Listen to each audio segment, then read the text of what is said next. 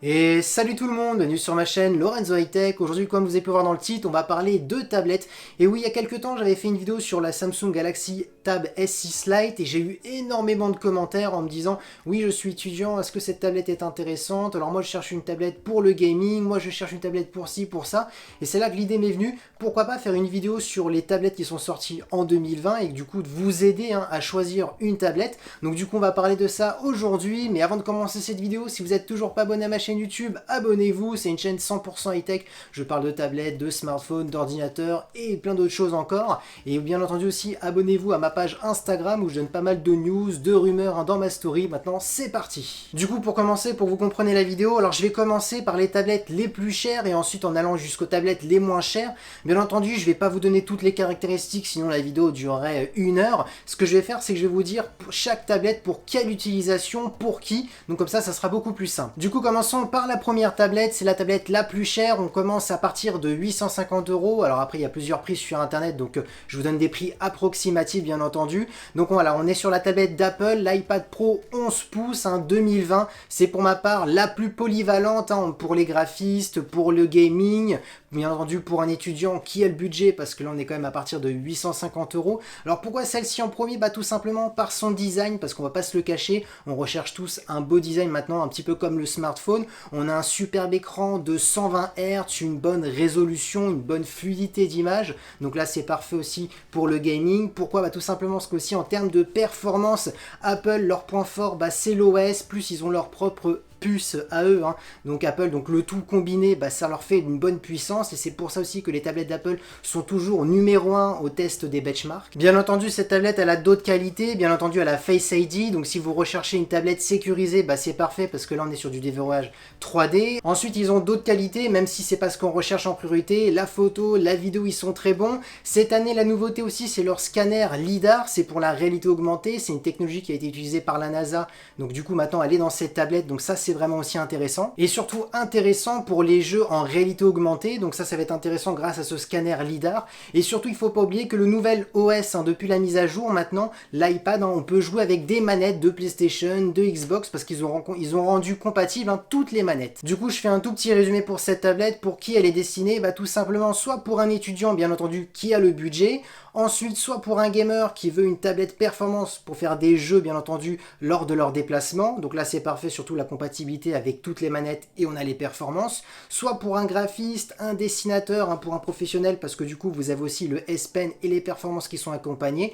Donc on est vraiment sur une superbe tablette performante avec un bon écran pour du multimédia aussi, donc c'est pour ça qu'elle est en numéro 1, c'est vraiment la plus polyvalente. Deuxième tablette que je vous conseille, toujours dans le haut de gamme, et c'est la tablette de Samsung, la Galaxy Tab S6, qui est pour ma part la seule réelle concurrente à l'iPad Pro d'Apple. Pourquoi? Tout simplement en termes de design, même si j'ai une petite préférence pour le design sur la tablette d'Apple où les bords sont un peu plus fins, ils sont moins épais par rapport à la Galaxy Tab S6, mais la Galaxy Tab S6 reste toujours très jolie. Alors pourquoi la concurrente d'Apple? Tout simplement parce qu'on a un superbe écran bien calibré, un petit peu comme l'iPad Pro. On a ensuite les performances, le Snapdragon 855 qui est un très gros processeur de la marque Qualcomm. On a ensuite bien entendu un son Dolby Atmos, j'avais oublié de le dire, comme l'iPad. On a bien entendu le S Pen pour les dessinateurs, donc c'est parfait, c'est vraiment la concurrente.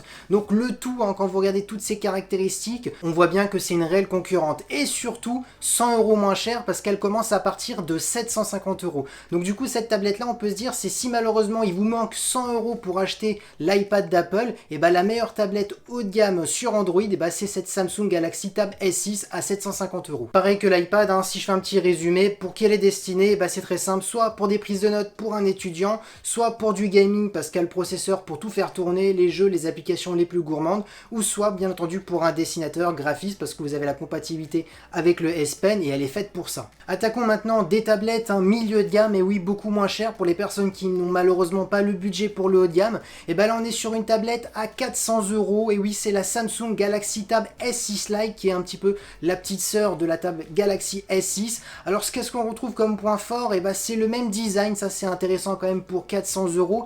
Bien entendu, un écran toujours aussi bien calibré avec de belles couleurs comme la Galaxy Tab S6. Par contre, ce qu'il faut savoir, c'est que malheureusement, on n'aura pas un écran de 11 pouces, mais de 10,4 pouces, et oui, un peu plus petit que celle que le haut de gamme. Ensuite, bien entendu, en termes de performance, on n'aura pas le Snapdragon 855, qui est un très bon processeur. On sera 2 crans en dessous, on aura l'Exynos de Samsung, le 9611, qui sera amplement suffisant pour faire des jeux vidéo, des applications gourmandes, mais on n'aura pas la même fluidité que la tablette haut de gamme de Samsung. Par contre, ce qui est quand même intéressant sur cette tablette, c'est pour ça que je la conseille en milieu de gamme, c'est qu'à 400 €, on a quand même aussi la compatibilité du S Pen comme la haut de gamme. Du coup, pour cette Galaxy Tab S6 Lite à 400 €, ce qui est intéressant pour faire un petit résumé, bien entendu, c'est la compatibilité du S Pen. Donc ça veut dire si vous êtes un dessinateur, un graphiste et que vous n'avez pas un gros budget, à 400 €, vous pourrez utiliser cette tablette.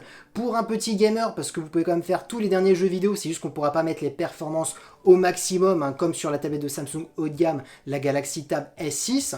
Et bien entendu, pour un étudiant qui veut une tablette polyvalente, pas trop chère, à 400 €, celle-ci, elle fera vraiment l'affaire. Quatrième tablette, toujours dans le milieu de gamme. Alors ça fait un petit peu bizarre de dire milieu de gamme du côté de chez Apple. Et oui, Apple, cette année en 2020, ils ont fait une tablette milieu de gamme. C'est l'iPad 2020. Attention, je n'ai pas dit l'iPad Pro 2020, c'est l'iPad 2020. De toute façon, ça se voit tout de suite à son design. Donc je ne suis pas du tout fan. On reprend les anciens designs des anciens iPad de l'époque avec des grosses bordures en haut, en bas. On n'a pas bien entendu de Face ID pour la sécurité de déverrouillage facial. On retrouve le Touch ID, le capteur d'empreinte sous l'écran. Par contre, ce qui est intéressant, c'est qu'ils ont tout misé sur les performances. Alors bien entendu, on a la puce A10 d'Apple, même si c'est pas la A14 comme cette année sur les derniers iPhones, ça reste assez performant pour faire du dessin, parce que notamment elle a aussi la compatibilité avec le S Pen.